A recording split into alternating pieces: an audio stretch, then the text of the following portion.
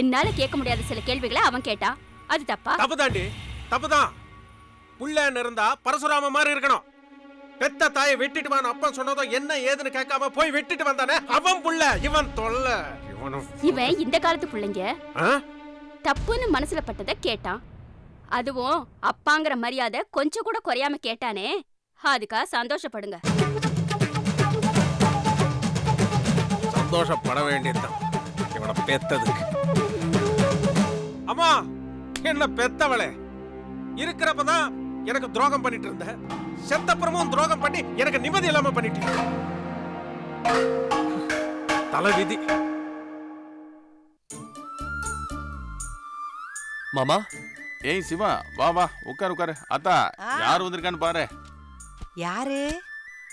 ஐயா சிவா, எப்படியா இருக்க? நல்லா இருக்கேன் பாட்டி, நீங்க எப்படி இருக்கீங்க? நல்லா இருக்கேன்யா. என்னப்பா திடீர்னு? அம்மா தான் ஃபோன் பண்ணி வர சொன்னாங்க மாமா. என்ன விஷயம்? அப்பா ஏதோ கொடியான் தோப்பா விற்க போறாரா, அதுக்கு என்னோட கையெழுத்து வேணுமா. எதுக்கு விற்க போறீங்கன்னு கேட்டா நெருக்கடி, அதனால என் குடும்பமான போயிடுங்கிறாரு. என்ன நெருக்கடின்னு நீ கேட்க வேண்டியதானே?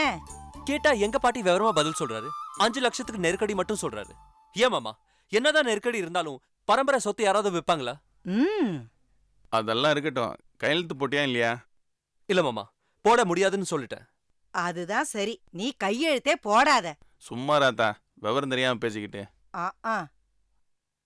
மாமா, பாட்டி சொல்றதுதான் நியாயம். அப்பா செய்யறது தப்புன்னு உங்களுக்கு படல?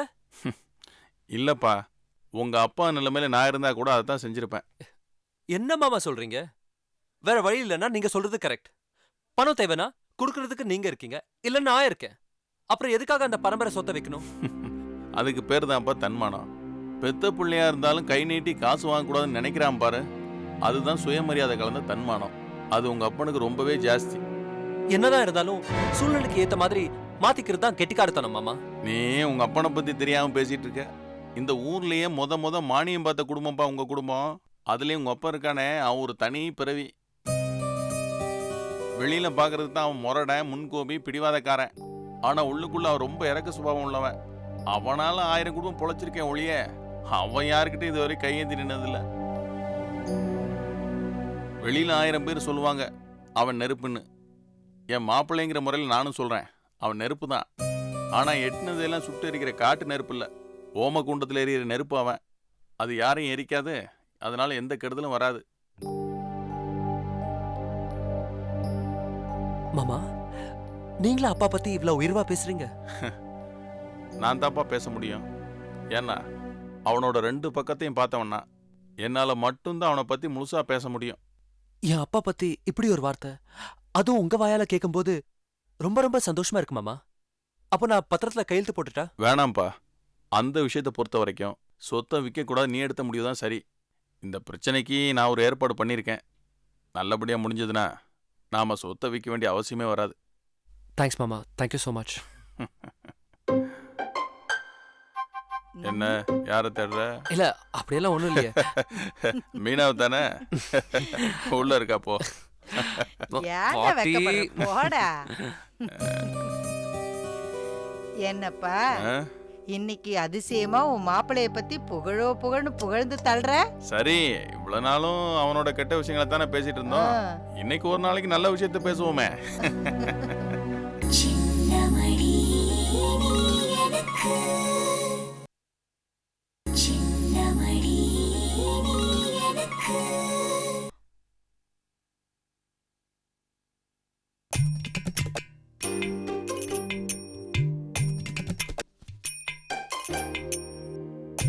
யார் பார்க்கலான்னு சொல்லு.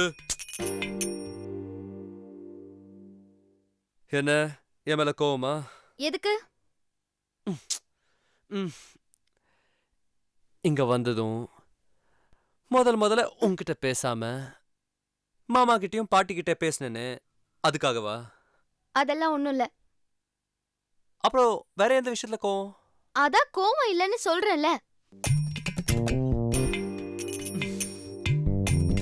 சரி, மீனா குட்டிக்கு இன்னைக்கு மூடு இல்ல. சரி, அப்புறம் வர. மாமா, வர்றதே என்னைக்கோ ஒரு நாள், உடனே ஓடுறீங்க. ஓகே ஓகே ஓகே ஓகே, இப்போ எனக்கு புரிஞ்சு போச்சு. எப்பயாவது ஒரு நாள் வரேன், வந்ததும் உடனே திரும்பி போயிடுறேன். அந்த கோவம் தானே. நீங்க ஊர்ல இல்லாதப்போ நீங்க எப்போ வருவீங்க, உங்களை எப்போ பாப்பேன்னு ஒரு தவிப்பு இருக்கும். அந்த தவிப்புலயும் ஒரு சந்தோஷம் இருக்கும் மாமா. அதே மாதிரி நீங்க உடனே போகும்போது இவ்ளோ சீக்கிரம் போறாரே, இன்னும் 2 நாள் இருக்க மாட்டாரா அப்படின்னு ஒரு ஏக்கம் இருக்கும். அந்த ஏக்கத்திலயும் ஒரு சந்தோஷம் இருக்கும் மாமா. எனக்கு இந்த 2 சந்தோஷமும் ரொம்ப பிடிக்கும். எப்படி மீனா இவ்ளோ தெளிவா பேசுற? வாழ்க்கை செட்டில் ஆகுற வரைக்கும் தான் எந்த பொண்ணுமே இப்படியா அப்படியான்னு அலமோதிக்கிட்டு இருப்பா. இதுதான் வாழ்க்கைன்னு நிச்சயம் ஆனப்புறம் எந்த பொண்ணுமே தெளிவாயிடுவா மாமா. நீ சொல்றது கேட்கும்போது எனக்கு ரொம்ப சந்தோஷமா இருக்கு. இப்போ நான் என் மனசுல பட்டது சொல்லட்டுமா? தாராளமா சொல்லுங்க. இத்தனை நாளும் என்ன கல்யாணம் பண்ணிக்கோங்க கல்யாணம் பண்ணிக்கோங்கன்னு தொந்தரவு பண்றப்போலாம் நான் தள்ளி போட்டுட்டே இருந்தேன். ஆனா இப்போ நீ பேசுறது பார்க்கும்போது உடனே இந்த நிமிஷமே உன்னை கல்யாணம் பண்ணிக்கணும்னு தோணுது. நிஜமா? சத்தியமா? எப்போ? இப்போவே. பாட்டி, பாட்டியேதான். நீங்க எங்க பாட்டி வந்தீங்க? நீங்க பிறக்கறதுக்கு ஒரு தலைமுறைக்கு முன்னாடியே வந்துட்டேன். ஐயோ, அது இல்ல பாட்டி, வரும்போது ஒரு வார்த்தை சொல்ல வேண்டியதானே? நான் வெளியூர்ல இருந்து வரேன் பாரு, சொல்லிட்டு வரதுக்கு. அப்படி இல்ல பாட்டி, நாங்க சின்ன ஜெருசுங்க. நானும் சின்னஞ்சிறுசா இருந்து வந்தவதான், எனக்கும் இங்கதான் தெரியும். நானு மீனா கிட்ட ஒரு சந்தேகம் கேட்டுட்டு போலான்னு வந்தேன். என்ன பாட்டி? உன் சிநேகிதிக்கு குளித்தலையில வளகாப்புன்னு சொன்னியே, நாம 2 பேரும் எப்ப கிளம்பணும்? அதுக்கு நீ ஒண்ணும் வர வேணாம், நான் மாமாவோட போறேன். அடியே, வெளியூருக்கு போற, அங்க தங்கும்படியே ஆனாலும் ஆகும். கல்யாணத்துக்கு முன்னாடியே 2 பேரும் போய் அப்படி தங்குனா அது தப்பு. ஆஹா, தப்பாமே தப்பு. உனக்கு கல்யாணம் ஆகிறதுக்கு முன்னாடி உன் ஃப்ரெண்டுக்கு கல்யாணம்னு போய் சொல்லிட்டு தாத்தாவோட போய் ராமேஸ்வரத்துல 2 நாள் தங்குனியே, அது தப்பு இல்ல? அவங்களுக்கு விவரம் போதாது, நான் துணைக்கு போனேன். அதே மாதிரிதான் எனக்கும் விவரம் போதாது, அதனால நான் மாமா கூட்டிட்டு போறேன். நீங்க வாங்க மாமா. தள்ளு தள்ளு பாட்டி. ஆத்தே, அடிப்பாவி. மாமா வரத்துக்கு முன்னால பாட்டி பாட்டின்னு என்னையே சுத்திக்கிட்டு இருந்தா, இப்ப மாமனை பார்த்ததும் என்னையே இடிச்சு தள்ளிட்டுல போறா அவ.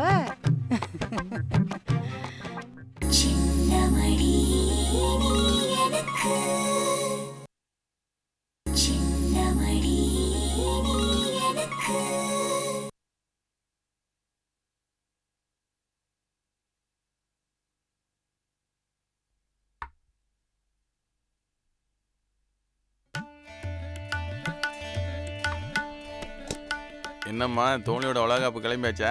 ஆமாப்பா, நான் போயிட்டு வரேன்ப்பா. நாங்க போயிட்டு வரோம் மாமா. ஒரு நிமிஷம் இருங்க.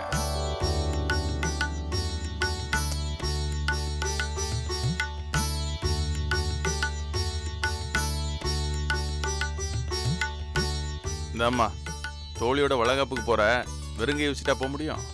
இந்த புடவை வாங்கி வச்சிருக்கேன், அதோட பூ பழம்லாம் வாங்கி வச்சு இந்த பணத்தை வச்சு தோழிட்ட கொடுத்துரு. இந்த ஐடியா எனக்கு வரவே இல்ல, ரொம்ப தேங்க்ஸ் பா. சரி, புடவை நல்லா இருக்கான்னு பிரிச்சு பாரு.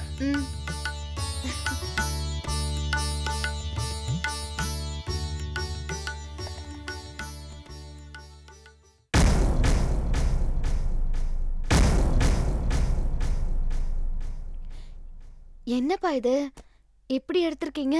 ஏம்மா, நல்லா இல்லையா? சேலை நல்லதா இருக்கு, ஆனா கலர் தான் நல்லா இல்ல. என்னம்மா இப்படி சொல்ற? கடைக்காரன் எடுத்து போட்ட புடவையிலே பளிச்சுன்னு மனசுக்கு நிறைவா இந்த புடவை தான் இருந்துச்சு, இத போய் நல்லா இல்லைங்கிறிய?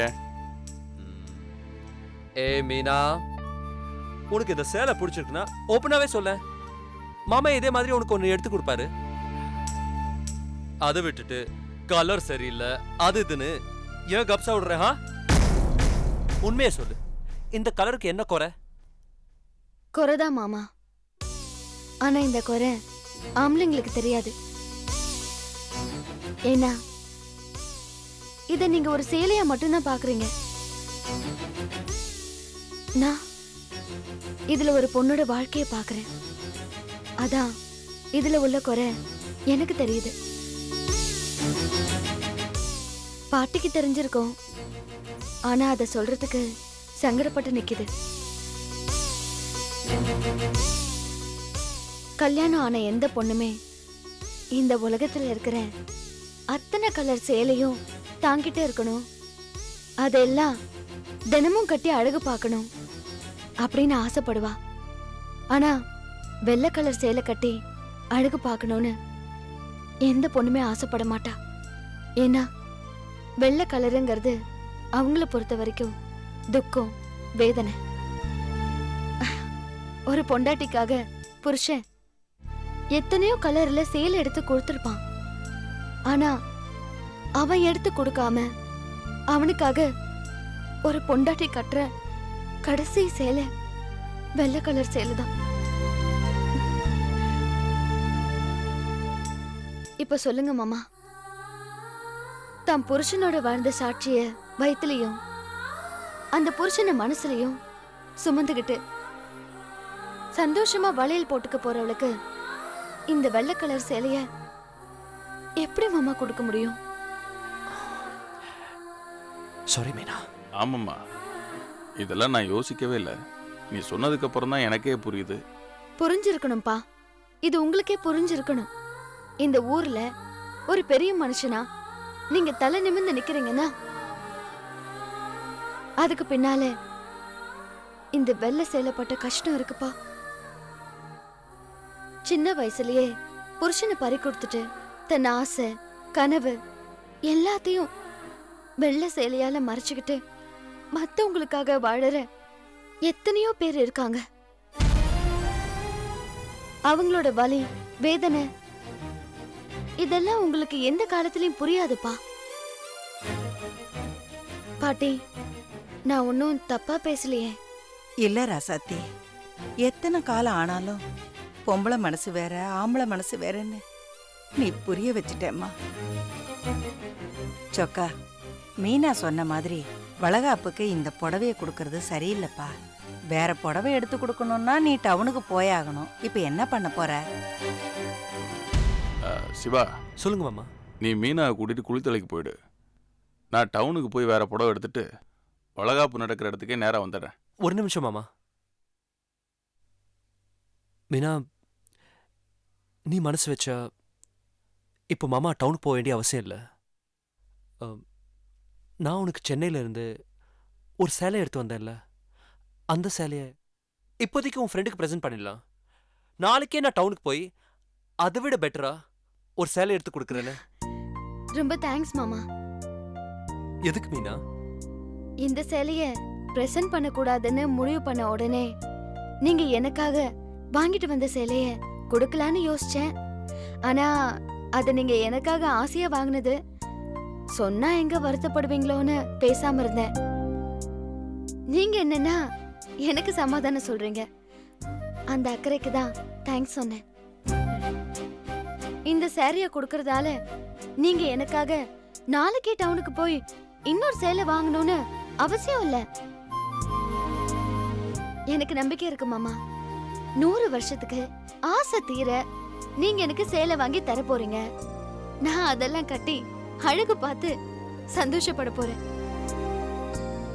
ஒரு நிமிஷம் இருங்க, நான் போய் அதை எடுத்துட்டு வந்துடுறேன். சீக்கிரம் மீனா, லேட் ஆயிடுவோம். சிவா, உனக்கு ரொம்ப நல்ல மனசுப்பா. நீ நல்லா இருக்கணும்.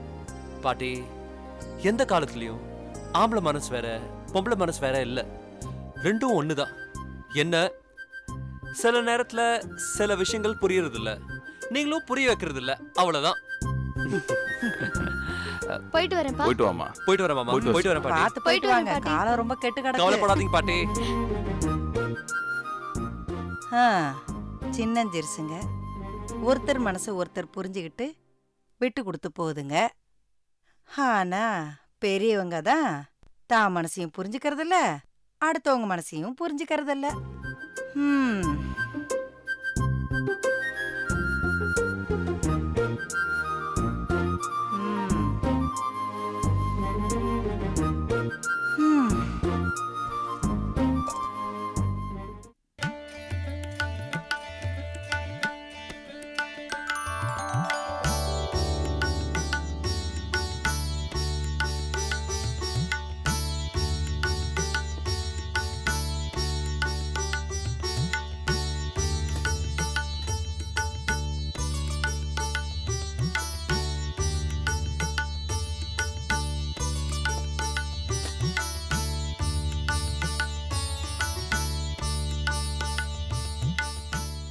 எல்லாம் ரெடி ஆயிடுச்சுல, போய் மாலதியை கூட்டிட்டு வா.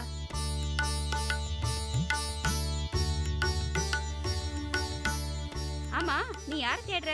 நம்ம மலையப்ப பொண்ணு தான் தேடிட்டு இருக்கேன். மலையப்ப பொண்ணுக்கா வளகாப்பு? நம்ம மாலதிக்கு தானே. உனக்கு ஒண்ணும் தெரியனா சும்மா இரு. புதுசா கல்யாணம் ஆன பொண்ணுதான் பொண்ணை கூட்டிட்டு வந்து உட்கார வைக்கணும். போன மாசம் தான் மலையப்பன் பொண்ணுக்கு கல்யாணம் ஆச்சு. அவளை வர சொல்லிருக்கேன். அவ இப்ப வந்துருவா. அவ ஆளைய காணுமே, வரல போல இருக்கே. இப்ப வந்துருவா. அவ வரத்துக்குள்ள நல்ல நேரமே போயிடும். வேற யாராவது புதுசா கல்யாணம் ஆனவங்க இருக்காங்களான்னு போய் பாரு. அதான் நம்ம சொக்கலிங்க ஐயா பொண்ணு மீனா இருக்க. அதானே மீனா, போய் மாலதியை கூட்டு வாமா. எனக்கு இன்னும் கல்யாணம் ஆகல. கல்யாணம் ஆகலையா? அதனால என்ன, அந்த பொண்ணு பிறந்தப்பவே இந்த தம்பிக்குன்னு நிச்சயம் பண்ணியாச்சு. நிச்சயம் பண்ணாலே பாதி கல்யாணம் முடிஞ்ச மாதிரி. அதனால ஒண்ணும் தப்பு இல்ல, அந்த பொண்ணையே போய் கூட்டு வர சொல்லுங்க. அப்புறம் என்ன, பெரியவரே சொல்லிட்டாரு, நீயே போய் கூட்டு வாமா. என்னம்மா, மாலதிக்கு நீ சடங்கு பண்ற ராசி. உனக்கு சீக்கிரமே கல்யாணமும் ஆகும், அடுத்த வருஷமே சீமந்தமும் ஆகும். வாமா. சரியா சொன்ன, வாமா வா.